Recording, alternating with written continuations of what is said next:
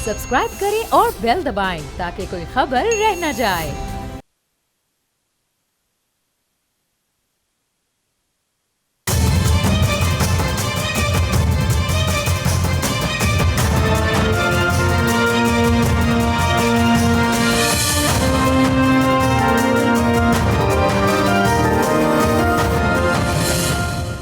अस्सलाम वालेकुम, आप देख रहे हैं बोल्ड रिपोर्ट्स और मैं हूं बतूल Rajput.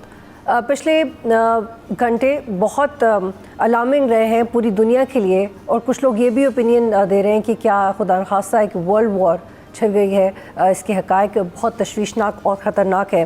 But few facts are very interesting for us as journalist और वो पाकिस्तान के लिए भी अहम है।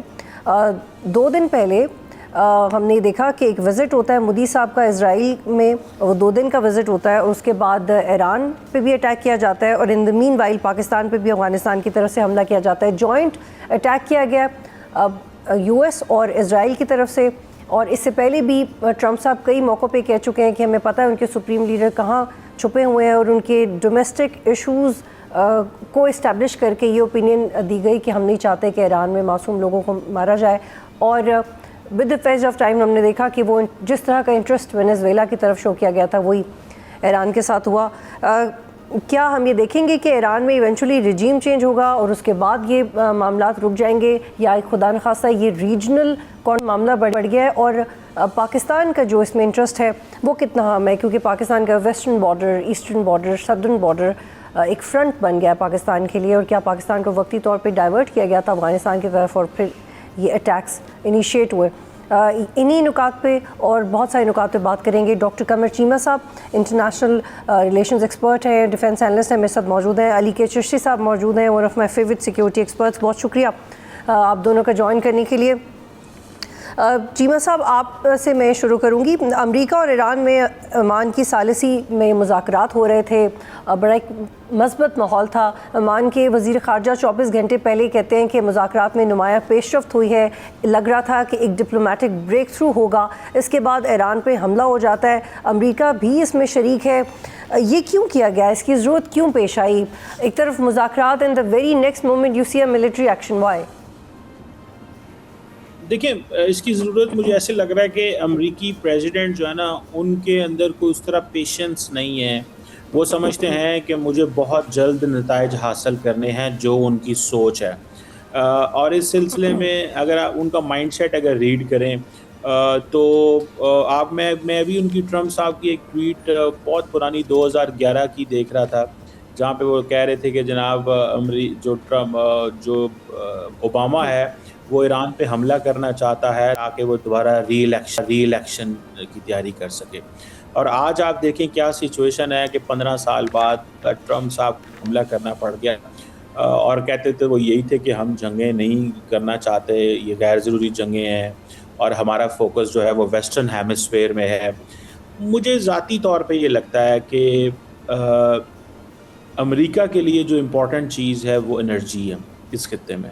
और जैसे वेनेजुएला की एनर्जी रिज़र्व्स के ऊपर उन्होंने कंट्रोल किया है, वहाँ पे प्रेसिडेंट को जो है वो उनके पैलेस से उठा के ले गए। मुझे लगता है ऐसा ही वो कुछ एनवायरनमेंट ईरान से करना चाहते हैं। लेकिन वो बात ये करेंगे, जी आपके पास मिसाइल कैपेबिलिटी है, हम IRGC पे हमला करना चाहते हैं, इनकी नेवी, इनकी प्रॉक्सीज, बातें ये करेंगे।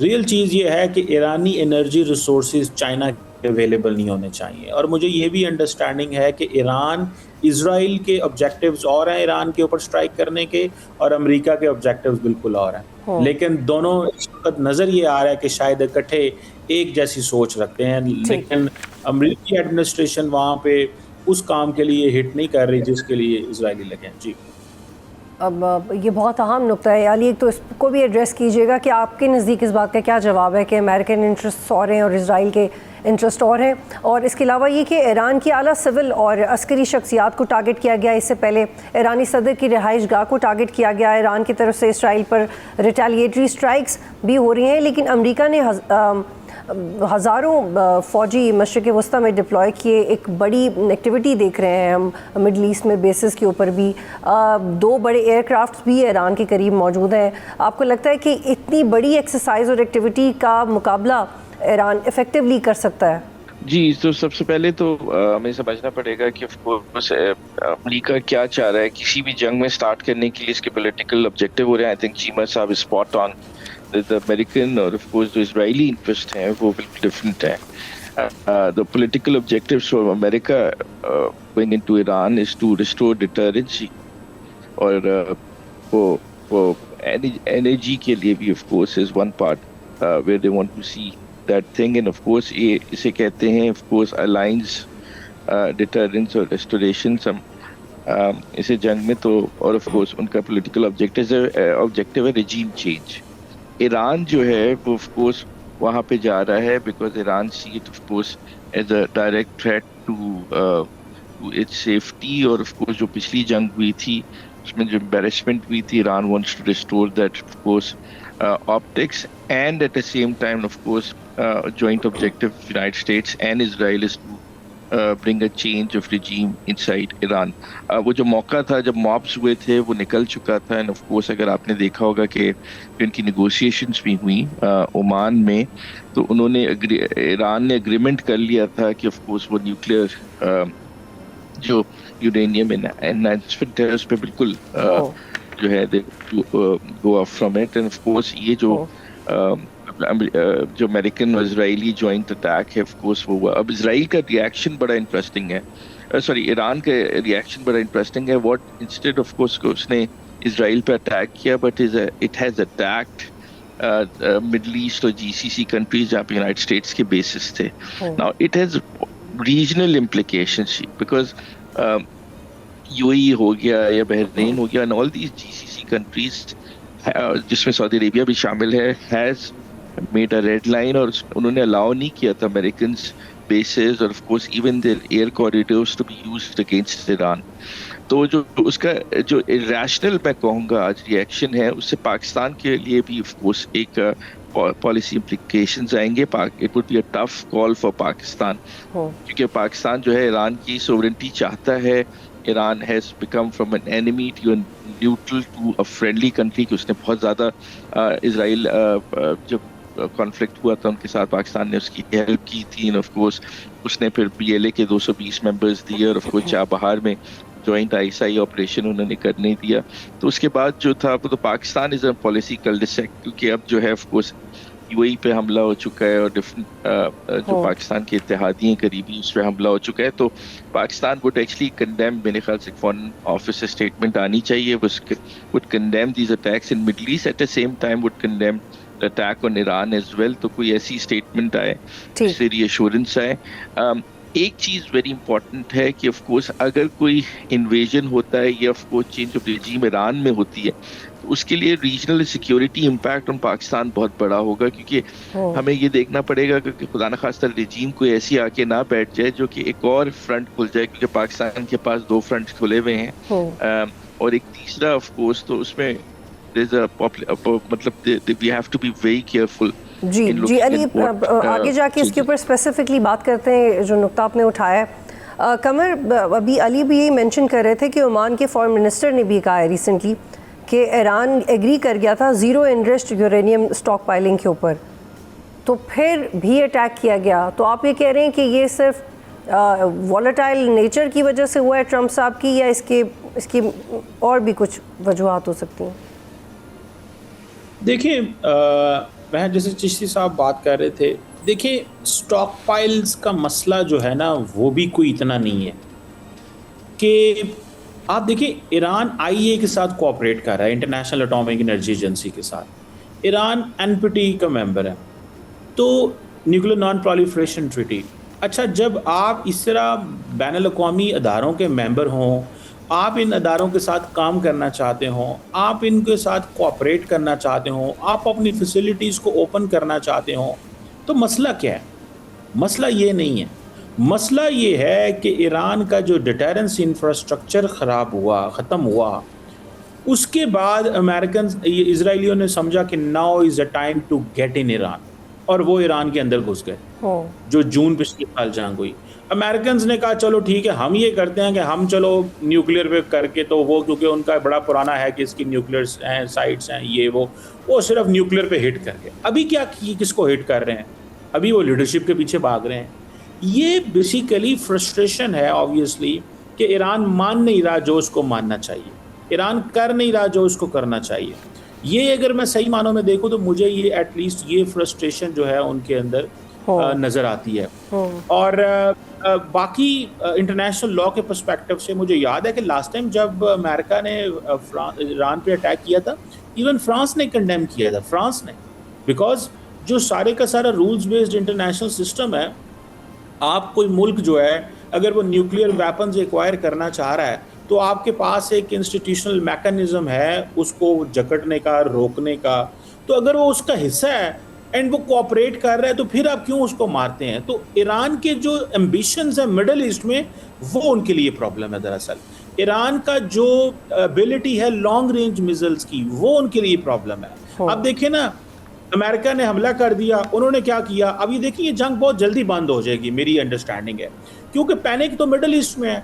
आप जाएं अबू धाबी की, दोहा की, रियाद की, मनामा की सड़कों के ऊपर इस वक्त लोग भाग रहे हैं, ऊपर से रमज़ान है और फिर ये मल्टी कल्चरल। अब यूएई और अबू धाबी के अंदर जो है वो सारे पूरा कौन सा दुनिया का मुल्क है जो जिसके पॉपुलेशन मिडल ईस्ट में नहीं है या यूएई के अंदर। लेकिन चीमा साहब, आप कह रहे हैं कि आपके मुताबिक ज़्यादा एस्केलेट नहीं करेगी, लेकिन फाइटर जेट्स और अमरीकी फ़ौज की तादाद तो बढ़ाई है मिडल ईस्ट में, तो वो फिर किस बात की निशानदेही करता है?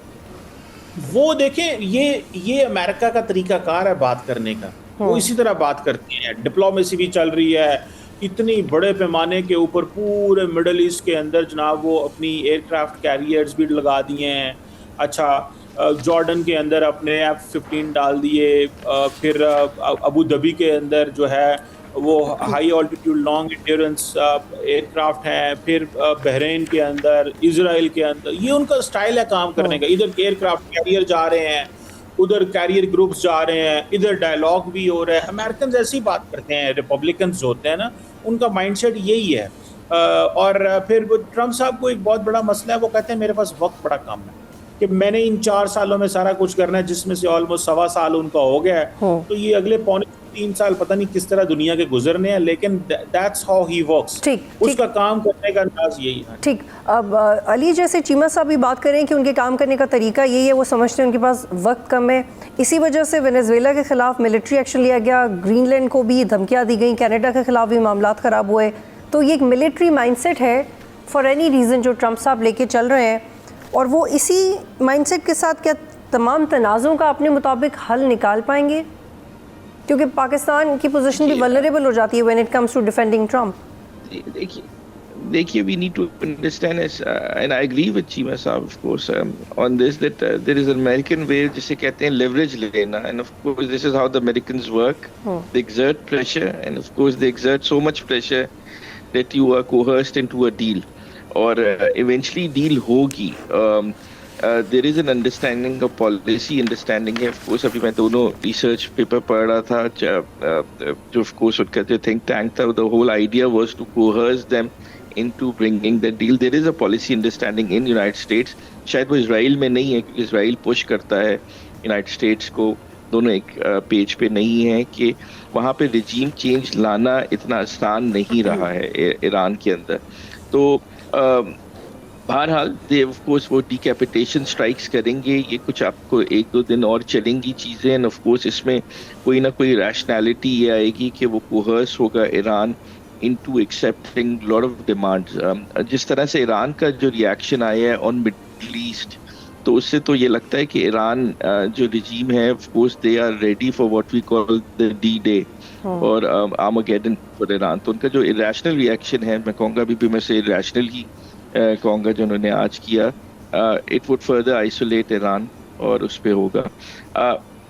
मैं तो ऑफ कोर्स ऐसे पॉलिसी पॉइंट ऑफ व्यू से फ्रॉम पाकिस्तानी पर्सपेक्टिव देख रहा हूँ कि आपने देखा कि किस तरह से पाकिस्तान जो है अफगानिस्तान में कैंपेन कर रहा है। अभी थोड़ी देर पहले Pakistani of course jet of course air force strikes हुई हैं अफगानिस्तान के अंदर ऑफ कोर्स, और एक और कॉन्फ्लिक्ट हमारे नेबरहुड में खुलना हमारे लिए भी कंसर्निंग है, रीजन के लिए भी है, और उसके पॉलिसी इम्प्लिकेशंस पाकिस्तान के लिए थोड़े से ऑफ कोर्स डिफिकल्ट हो जाएंगे। लेकिन अली मुझे ये बहुत इंटरेस्टिंग लगता है जब मैं ये प्लॉट देखती हूँ कि ट्रम्प साहब पाकिस्तान के chief of army staff field marshal की बहुत तारीफ़ करते रहते हैं, शहबाज शरीफ की बहुत तारीफ़ करते रहते हैं, वो पाकिस्तान की डिप्लोमेटिक कामयाबी है।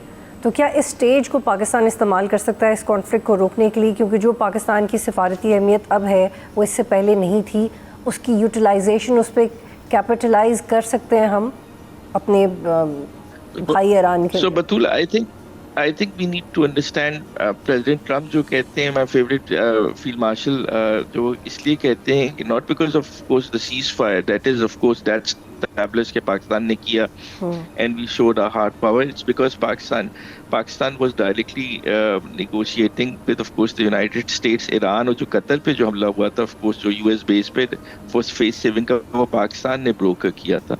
Pakistan is involved in some sort of a negotiation. जो हमारे कतर में एम्बेसडर हैं, Pakistan was in Geneva, of course, to help this negotiations. जब of course United States और ईरान के डायरेक्ट negotiations हो रहे थे, and we were in Oman by the way, जो उसमें थे.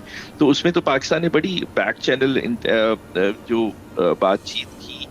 Both United States and Iran consider Pakistan as a reliable friend. तो of course वो हमारा leverage है वहाँ पे किसी ना किसी तरीके से जो चल रहा है. उसके beyond and of course मेरे ख्याल से अगर दोनों साइड ने डिसाइड कर लिया कि सुसाइडल हो जाए तो पाकिस्तान के पर पॉलिसी ऑप्शंस कम हो जाते हैं. और अब तक तो यही लग रहा है कि of course हमारा जितना लेवरेज था वो इस्तेमाल हो चुका है, वो बच डाउन नहीं कर रहे. और ऑफ कोर्स ये थोड़ा सा अमेरिकन और स्पेशली इजराइल जो पुश किया, ये रैशनल रिस्पांस जो अमेरिका ने दिया है इन ईरान, उससे ऑफ कोर्स वो क्या होगा, उससे क्या होगा, ईरान और हार्डन होगा, ईरान फर्दर आइसोलेट होगा, Chinese and Russians would now further consolidate into that region. Of course इसके अमेरिका और जो अमेरिका के बेसिस पे हमला हुआ है, चाहे वो कहीं भी हो जीसीसी में, तो of course it is a bleak day for United states जो हो रहा है. जी जीमा साहब, आप ये कह रहे थे कि ये जंग ज़्यादा आपको लंबी नज़र नहीं आ रही, लेकिन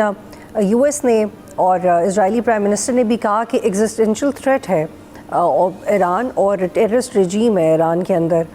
तो फिर जब वो इतना बड़ा दावा कर रहे हैं और वो ये मानते हैं, वो ये कह चुके हैं, तो फिर why would they want to wind up the war soon? Why would they want that?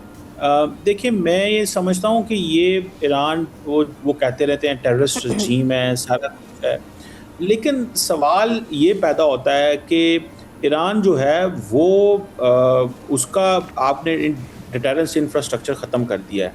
वो अब अपने वो बैठे हुए हैं इंटरनली, उनके पास अब चॉइस भी कोई नहीं है. अब इन्होंने करना यही है कि ईरान को मज़ीद कमज़ोर करें, और ये स्ट्राइक्स होती रहनी है, क्योंकि ईरान के पास डिफेंस का वो डिफेंसिव कोई है नहीं है, जो एयर डिफेंस सिस्टम्स है नहीं है. ये आसमानों में क्या हो रहा है ये देख नहीं सकते, इजरायली एयरफोर्स इनके ऊपर घूम रही है.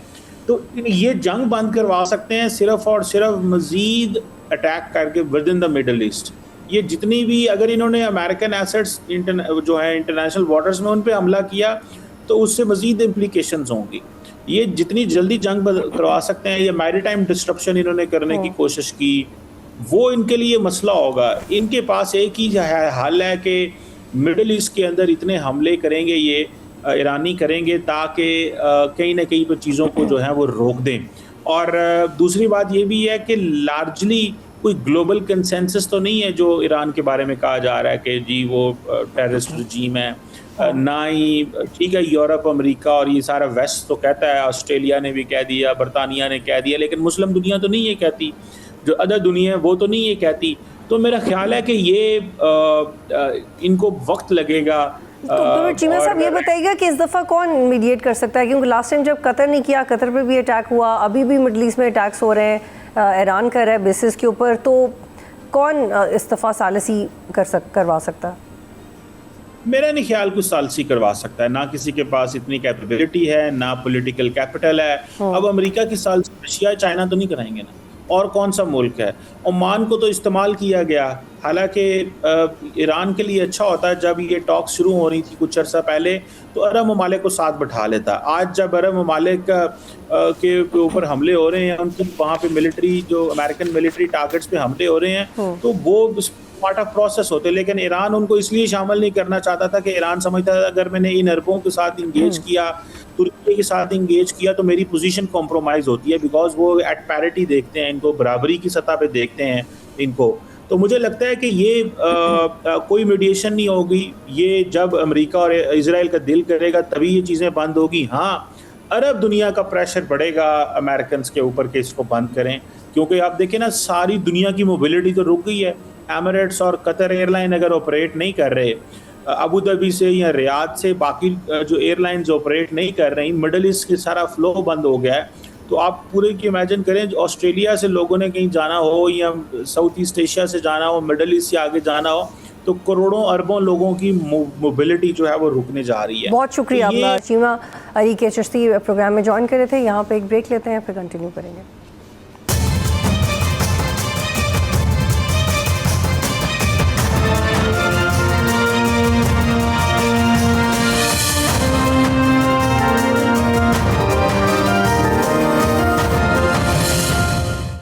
प्रोग्राम में खुशामदीद। और मुझे ज्वाइन कर रहे हैं अब्दुल्ला गुल साहब, और इनसे बात करेंगे सिक्योरिटी सिचुएशन के ऊपर, जो कि इस वक्त ना सिर्फ पाकिस्तान से मुतल्लिक है बल्कि साउथ एशिया, पाकिस्तान और अफ़गानिस्तान का बॉर्डर, पाकिस्तान के तकरीबन सारे फ्रंट्स, और अब ईरान की सूरत हाल, यूएस और इजराइल के जॉइंट अटैक के बाद। बहुत शुक्रिया अब्दुल्ला गुल, आप ज्वाइन करें। आपकी रेलेवेंस बहुत ज़्यादा है। आपके वालिद की जो सर्विसेज रही हैं और जो उनका एक स्टैंड था और जिस तरह से वो फोर्स ही कर सकते थे पाकिस्तान की सिक्योरिटी को, जब भी मेरी आपसे बात होती है मुझे लगता है कि मुझे उनको ज़रूर मेंशन करना चाहिए। Thank you for joining. Abdullah, what is going on? क्योंकि एक तरफ तो मुज़ाकरात हो रहे थे और फिर हमने देखा मिलिट्री एक्शन, और ये पाकिस्तान के लिए चैलेंजेस बढ़ गए हैं अब सारे फ्रंट्स के ऊपर। बिस्मिल्लाहिर्रहमानिर्रहीम, बहुत बहुत शुक्रिया आपका। देखिए, जहाँ तक ताल्लुक है कि मुज़ाकरात चल रहे थे, तो मुज़ाकरात तो पिछली दफ़ा भी चल रहे थे। जब 12 रोज़ा जंग शुरू हुई तो उस टाइम पे भी ओमान के अंदर मुज़ाकरात चल रहे थे, लेकिन फिर उनको सैबोटाज किसने किया? इजराइल ने किया। अभी भी ये हमला जो इनिशिएट है ये वहाँ से इजराइल ने किया, और फिर अमेरिका को मजबूरी जो है इसके अंदर जो है वो कूदना पड़ा। अमेरिका तो शुरू से रिस्ट्रेंट का मुजाहरा कर रहा था और वो चाह रहा था कि मुज़ाकरात से मामला तक जो है वो हल हो जाए, लेकिन मुज़ाकरात के नतीजे के अंदर तो फिर ईरान जो है ज़ाहिर है एक मजबूत मुल्क के तौर पर उभर के सामने आएगा। ये बात इजराइल को काबिल कबूल नहीं है, क्योंकि ग्रेटर इजराइल के एजेंडे के अंदर ईरान और पाकिस्तान उसके लिए एक बहुत बड़ा चैलेंज है, जिसका वो बारहा इजहार कर चुका है। नेतन्याहू तो इस बात को जो है बाकायदा इंटरनेशनल मीडिया के सामने तस्लीम कर चुका है कि पाकिस्तान और ईरान के न्यूक्लियर प्रोग्राम को वो नहीं तस्लीम करेंगे, ना वो रहने देंगे, और ये उनके लिए बिगेस्ट थ्रेट्स हैं। अब जो उन्होंने देखा कि अमेरिकन बहरी बेड़े तो आए हुए हैं लेकिन वो कोई हमला नहीं कर रहे, इस वजह से जो नरेंद्र मोदी था वो भाग के गया और उसने जो है उनके नेतन्याहू को ये मशवरा दिया कि एक तरफ से हम अफगानिस्तान से पाकिस्तान को जो है वो ब्लीड आउट कराएंगे, वहाँ से पाकिस्तान अपने वेपन्स को एग्जॉस्ट करेगा और फिर हम भी पाकिस्तान के ऊपर जो है चढ़ दौड़ेंगे। दूसरी जानिब जो है आप जो है वो ईरान के ऊपर चढ़ दौड़ें, और आपके लिए ये बेहतरीन मौका है, क्योंकि अमेरिका जो है वो वहाँ से जाने की शायद सोच रहा है, क्योंकि अमेरिका के हवाले से इंडिया की बहुत एक्सेस है, क्योंकि इंडिया जो है आपको पता है जेडी वेंस की जो बेगम है वो भी इस टाइम पे इंडियन है, जो तुलसी गैबर्ट जो CIA की चीफ हैं उन्होंने बाकायदा हिंदुइज्म जो है वो कबूल किया है। वैसे तो वो रहने वाली हवाई की हैं, लेकिन उनकी बीवी उनकी जो माँ है और जो खुद हैं उन्होंने कबूल किया, और इसी तरह से 37 की अपॉइंटमेंट्स के ऊपर भारतीय निजात लोग जो है वो इस टाइम पे अमेरिका में बैठे हुए हैं। तो अमेरिका के जॉइंट चीफ जो है वो आपको मालूम है ये कह चुके थे कि हमें ये जंग में नहीं अपने आप को झोंकना चाहिए, और इससे पहले भी डोनाल्ड ट्रंप जो है अपनी इलेक्शन कैंपेन में ये बात कर चुके थे कि मैं इजराइल को वो सपोर्ट नहीं दे पाऊंगा जो मैं माजी में देता आया या बाकी अमेरिका देता आया। इसलिए इजराइल जो है वो एक ऐसी स्टेट ऑफ कंफ्यूजन के अंदर है जहां वो ये सोच रहा है कि अगर अमेरिका इस खित्ते से परमानेंटली जो है वो चला जाता है, फेज आउट हो जाता है, तो फिर उसके नतीजे के अंदर वो तनहा रह जाएगा, और उसके जो दुश्मन है वो ज़ाहिर है पाकिस्तान और ईरान है। इसलिए या तो उनको न्यूट्रलाइज किया जाए या फिर कम से कम उनके साथ वर्किंग रिलेशनशिप जो है वो कायम कर दिए जाए। लेकिन मसला यहाँ यह है कि ईरान जो है वो खड़ा हो गया है, और ईरान जो है वो उसने सरेंडर करने से इनकार कर दिया, जिसके ऊपर बाकायदा जो है आपने देखा कि अमेरिकन प्रेसिडेंट ने कहा कि मैं। लेकिन अब्दुल्ला साहब, मैं आपसे ये जानना चाहती हूँ कि रिसेंटली हमने देखा कि एक बॉडी बनी है बोर्ड ऑफ पीस के नाम से, और जो भी टेक्निकल डिटेल्स उसकी पब्लिक हुई उसको समझने के बाद यही लगता था कि वो किसी ऑलरेडी ऐसी पीस मेकिंग बॉडी को चैलेंज नहीं करेगी, बल्कि स्पेसिफिकली पैलेस्टाइन के इशू को हल करेगी और पाकिस्तान में का भी किरदार उसमें एडमिनिस्ट्रेटिवली रहेगा। लेकिन ये जो सिचुएशन होगी, ट्रंप ये दावा करते रहते थे कि वो जंग रुकवाने के लिए सदर बने, लेकिन कितनी जंगें हैं जो उन्होंने छेड़ दी हैं और वो जिम्मेदारी भी खुशी से लेते हैं। तो उसमें फिर ये बोर्ड ऑफ पीस की क्या अहमियत रह जाएगी? क्योंकि और फिर पाकिस्तान के लिए मुश्किल हो सकता है इस तरह का रोल प्ले करना, क्योंकि बोर्ड ऑफ पीस के पास लग रहा था कि शायद सबको एक कंसेंसस हो गया है और इस तरह के वाक़यात दोबारा नहीं होंगे, लेकिन कुछ ही दिनों में मंजरनामा बदल गया।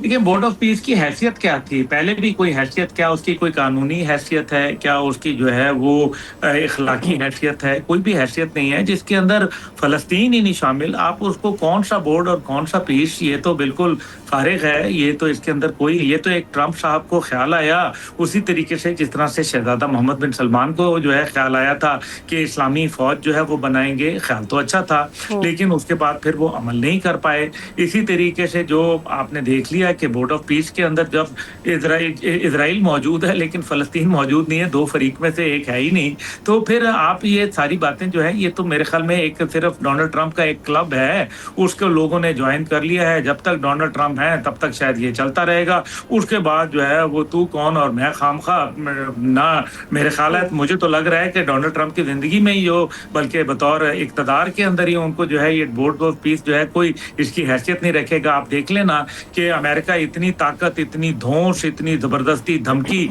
उसके बावजूद टोटल मिल मिला के 25 ममालिक ने जो है टोटल ज्वाइन किया है इसको। और जो बाकी मुल्क थे, एक तो कनाडा था, कनाडा को अमेरिका ने निकाल दिया। तो ये जो अभी अब्दुल अगल, आप प्लीज़ मेरे साथ ही रहिएगा। शिराइज़ करें कि केपी कवर करते हैं और बहुत क्लियर ओपिनियन रखते हैं मामलात को लेके, एफवाक स्पेसिफिकली। शिराइज़ साहब, सोशल मीडिया पे ये ओपिनियन मेकिंग हो रही है कि may be this is another world war, और फिर एक ओपिनियन ये है कि ये जो भी है ये जल्दी रुक जाएगा। जहाँ तक मैं समझ सका हूँ, अमेरिका और इसराइल की जो एग्रेशन है ईरान के खिलाफ, मेरे ख्याल में एक बहुत बड़ा मिस एडवेंचर है। और ये बेशक प्रेसिडेंट ट्रंप जो है वो नेतन्याहू की मोहब्बत में ये चीज़ तो कर चुके हैं और बड़ी तादाद में वो अपनी फौज को भी बाहर निकाल के ले आए हैं। मतलब और एक लिहाज से देखा जाए तो पहली दफ़ा इतने ज़्यादा जो है वो वनरेबल होंगे अटैक्स के। और अगर ये समझा जा रहा है, दुनिया जिस तरीके से इन चीज़ों को देख रही है कि शायद ईरान बड़ा आसान टारगेट बनेगा, ऐसा है नहीं है। क्योंकि मेरे ख्याल में अगर जो 8-10 महीने पहले की जंग थी उसमें इंडिजिनसली ईरान ने जो है वो काउंटर किया, बल्कि हम ये कह सकते हैं कि उन्होंने इसराइली मिथ को भी तोड़ा और अमेरिकन एग्रेशन को भी बड़ी हद तक न्यूट्रलाइज किया कि जिस तरीके से वो तमाम दुनिया के ऊपर अपनी बदमाशी कायम करना चाहते हैं। इस दफ़ा अगर हम देखें तो मल्टीपल टारगेट्स हैं ईरान के लिए। उस दफ़ा तो उन्होंने कोशिश की थी कि मिडल ईस्ट के अंदर सिवाय जो थोड़ी बहुत एक माइल्ड सी स्ट्राइक्स थी कतर में, और वो भी उस वक्त की गई कि जब अमेरिकन ने बेस खाली किया। लेकिन अगर इस वक्त देखें, हदीद बेस के अलावा UAE, Bahrain, Saudi Arabia, even उनके जो इम्पोर्टेंट एरियाज़ हैं बारी शुरू हो गई है, उन अमेरिकन इंटरेस्ट को टारगेट किया जा रहा है। खुदा न खास्ता अगर जंग फैलती है तो मेरे ख्याल में एक बहुत बड़ा प्रेशर आएगा इन मिडल ईस्टर्न ममालिक का, खासतौर पे सऊदी अरब का, कतर का, यूएई का, जिसके बहुत बड़े इंटरेस्ट है यहाँ पे। ये इतना आसान नहीं रहेगा। और दूसरा, इस वक्त चाइना और रशिया के लिए बहुत बड़ा मौका है कि वो उस अमेरिकन हेजेमनी को वो न्यूट्रलाइज करें यूजिंग ईरान वॉर। और मेरे ख्याल में होगा भी यही कि अगर चीज़ें प्रोलॉन्ग होती हैं तो रशिया और चाइना जो है वो डेफिनेटली, अगर they are not putting their boots down, लेकिन इनडायरेक्टली वो इस जंग के अंदर शामिल होंगे। अब अगर आप इस तमाम सिनेरियो के अंदर पाकिस्तान, ठीक है शिराइज़ साहब, आप काइंडली मेरे साथ ही रहिएगा। अब्दुल्ला साहब जो ओमान के फॉरेन मिनिस्टर हैं, उन्होंने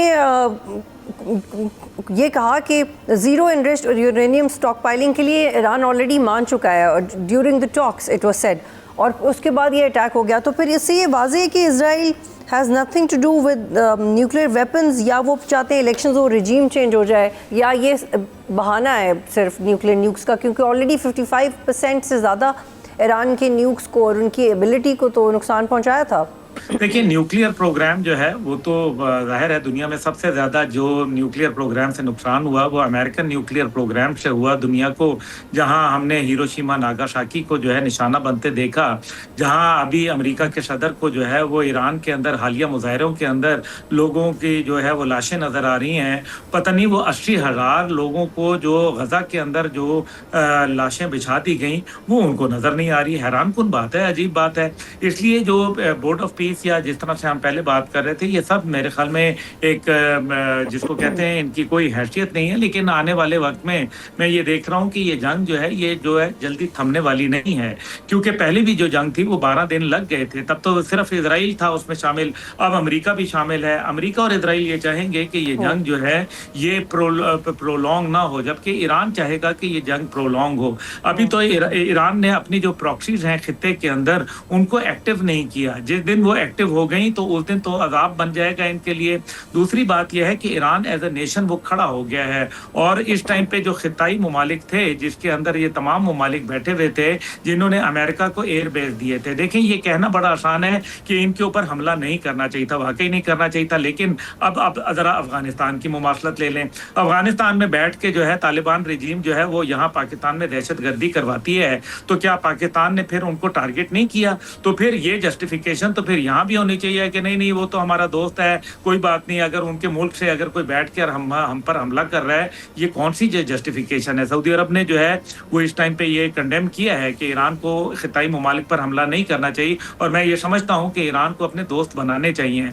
लेकिन ये भी सऊदी अरब को साथ साथ बोलना चाहिए था कि हम जो है इजराइल और अमेरिका की जानिब से ईरान पर जो हमला है वो भी हम उसको कंडेम करते हैं। जी शिराजी साहब, ये बताइएगा मुझे कि मीडिएट को कौन करेगा आपको लगता है? क्योंकि पहले तो फिर भी कतर ने रोल प्ले किया था, और अब जिस तरह से ईरान ने रिटेलिएट किया है, सारी बेसिस को बहरीन में अटैक किया है, 5th फ्लीट को अटैक किया है, ये सिंबॉलिक नहीं है? ईरान डिड व्हाट ईरान मेंट, तो अब क्या कौन हिम्मत करेगा मीडिएट करने की? देखिए बतूल, मेरे ख्याल में ईरान अपनी स्ट्रेटेजी के हिसाब से ठीक जा रहा है। उसने पहले ही कहा था कि अमेरिकन जो तमाम एसेट्स हैं, और आज तो बाकायदा उनके जो है फॉरेन मिनिस्टर ने अनाउंस कर दिया है ईरानियन के खित्ते के अंदर जितने अमेरिकन इंटरेस्ट हैं वो सब उनके टारगेट होंगे। और मेरे ख्याल में ये एक बड़ी इफेक्टिव जंगी स्ट्रेटजी है, क्योंकि देखें इनडायरेक्टली कहीं ना कहीं से तो हमला हो रहा है। अब अमेरिकन ने क्या जो है वो अपने जहाज़ों से अटैक किया? नहीं, बल्कि जॉर्डन की एयर स्पेस यूज़ की है। ईरानी जो इसराइली जो है तैयारे हैं, मे भी इन्होंने यूएई की भी यूज़ की होगी, कतर की भी हो सकता है, हदीद एयरबेस भी इस्तेमाल हुआ। तो इसका मतलब तो ये है कि तमाम ममालिक इनडायरेक्टली जंग के अंदर इन्वॉल्व रहे हैं। पिछली दफ़ा पे ईरान जो है उसने बहुत ज़्यादा नुकसान पहुंचाया इसराइल को। अगर अब इस वक्त दोबारा एक जो कहते हैं ना कि मिसाइल्स का बैराज मारा जाता है तो बड़ा मुश्किल होगा।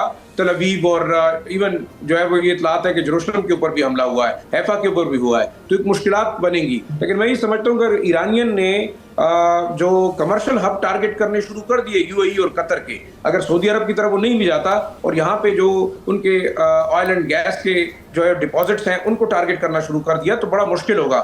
इस वक्त तक हम देखते हैं जंग अमेरिकन और इजरायली जो एयरक्राफ्ट है वो भी टारगेट कर रहे हैं ईरान की जो IRG है या उनके जो हुक्मरान है या उनकी इंस्टॉलेशंस को, जो मिलिट्री इंस्टॉलेशंस हैं। अगर सिविलियन इंस्टॉलेशंस की तरफ इजराइल जाता है और अमेरिकन टारगेट करते हैं टू न्यूट्रलाइज ईरान, तो मेरे ख्याल में एक बहुत बड़ा खतरनाक किस्म का ये फैसला होगा, क्योंकि फिर ईरान ने अपनी सर्वाइवल के लिए इर्द गिर्द के तमाम ममालिक को जो है वो बिल्कुल आग का ईंधन बना देना है। ये एक बहुत बड़ा जो है ना वो खतरनाक सूरत हाल होगी। तो बातचीत मेरे ख्याल में इन्हीं ममालिक को करनी चाहिए। जैसे अब्दुल्ला कह रहे थे कि सऊदी अरब को कंडेम भी करना चाहिए था, अगर वो इजाज़त नहीं दे रहे थे तो इसराइल और अमेरिका की जो है वो हमला है उसको कैसे जस्टिफाई कर रहे हैं, यूएई कैसे जस्टिफाई कर रहे हैं, कतर कैसे जस्टिफाई कर रहा है। इसका मतलब है कि इनडायरेक्टली ये लोग अमेरिकन और इजरायली लॉबी के साथ हैं, उनके इमाम के ऊपर ये सारी चीज़ें हो रही हैं। तो मेरे ख्याल में ईरान के लिए मल्टीपल ऑप्शंस है कि वो बहुत शुक्रिया अब्दुल्ला गुल साहब और जायशा शिराजी साहब प्रोग्राम में ज्वाइन कर रहे थे। आज तक के लिए इतना ही। प्रोग्राम देखने का शुक्रिया। अल्लाह हाफ़िज़।